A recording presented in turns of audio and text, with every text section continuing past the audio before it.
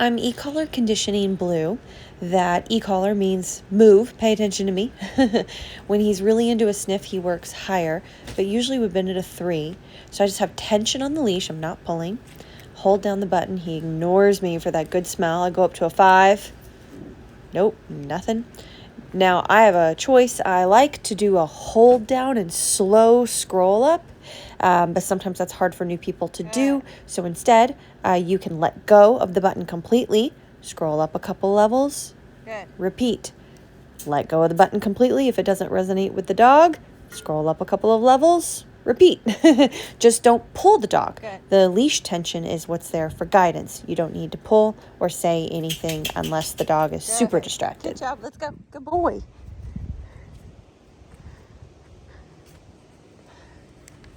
Good. Too big.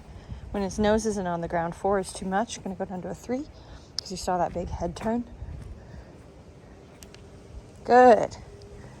All I'm needing is taps because he's moving with me.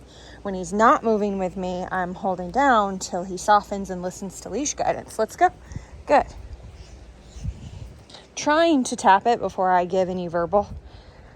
I may not always be successful trying to multitask, but that's my goal. Let's go. Good. Good. Didn't have time to scroll up to a 4.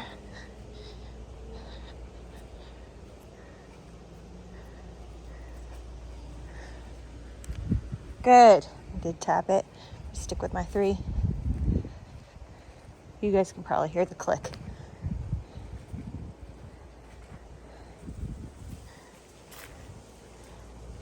Good.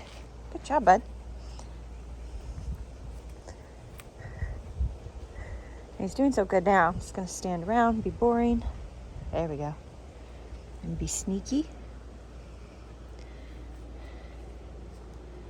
So I'm under his foot, but let's see if I can. I know I'm going to at least need a 4.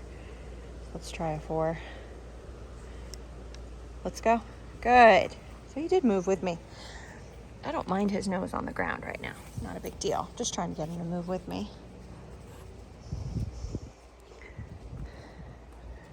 So he seems pretty sensitive. Once I hit a level he feels, he stays pretty much. Good. There we go. So I kind of held that button down a couple times. I stayed at my 4 though. I didn't think I needed to go higher. He was just curious about who was inside the window. Good. Let's go, buddy. Good. Good job. Pause. Yeah, give him a break. Give some scratchies. Look at that face. This is the best face. Oh, you know what my favorite thing about Bernedoodles is? I mean, their coloring is beautiful, but they're like poodles with these giant noses.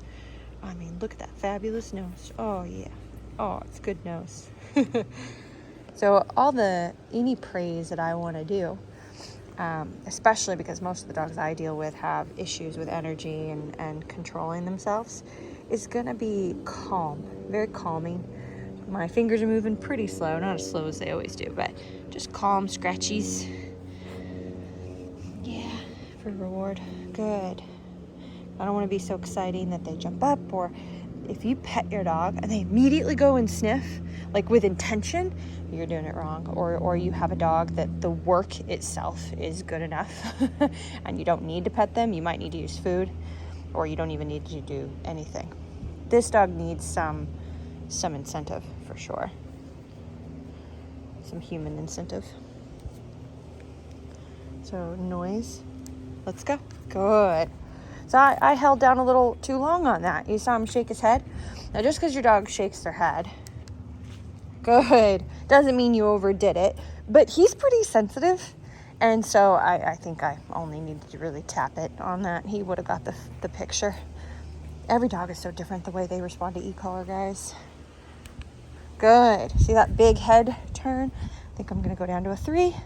Unless his nose is on the ground, I do not need much. Good job. A lot of Bernedoodles are very sensitive. Good. Tapped again. There's a dog barking. So he did that double look.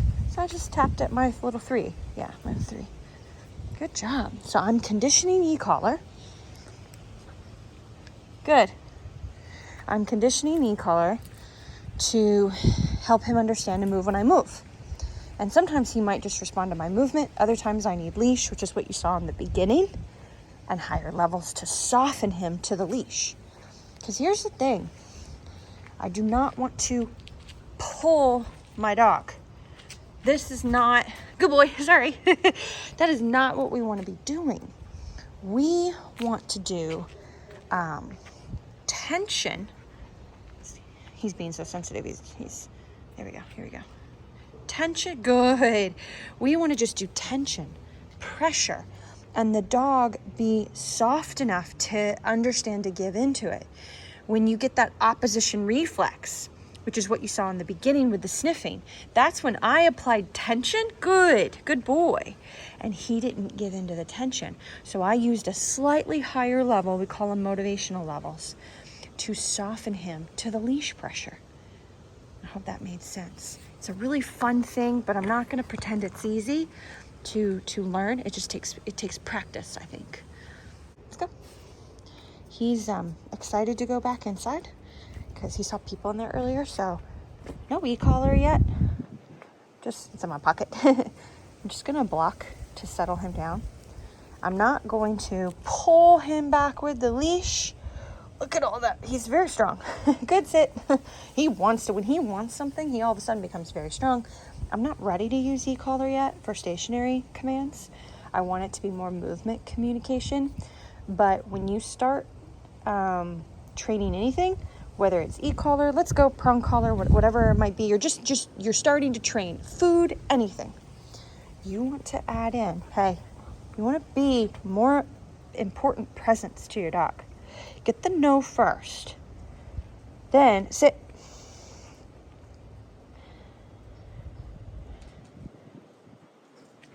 Face directly. Good. Now move to the side. If your dog's not listening, be a presence. Face them directly. Leash guidance. Good. Now we look at an open door. I'm going to close it and open it again. Ooh, that got his attention. Opening of doors. Oh, yeah, you didn't see that, but look, his leg shaking. He lifted his leg when that door opened. Let's do another one. Sorry, the shaky camera. Let's watch him. What if I take a step? Clarity. New dogs need clarity, which means full hips facing your dog, telling them not to go yet. I'm not going to use this leg to step just because this is my communication leg. Dogs instinctively will follow this leg. But where are you going, dude? But if I use this leg and I just move around, my dog really shouldn't follow that. Let's go. Nice and calm. Then we do a sit again right away. Sit and pattern that so I can close my front or back door. I know, your tail. Sorry. Just pressure. I'm not doing any correcting. So he's ignoring me, so I get in front of him and then relax leash as soon as his butt hits the ground. Then we pause. In front of him.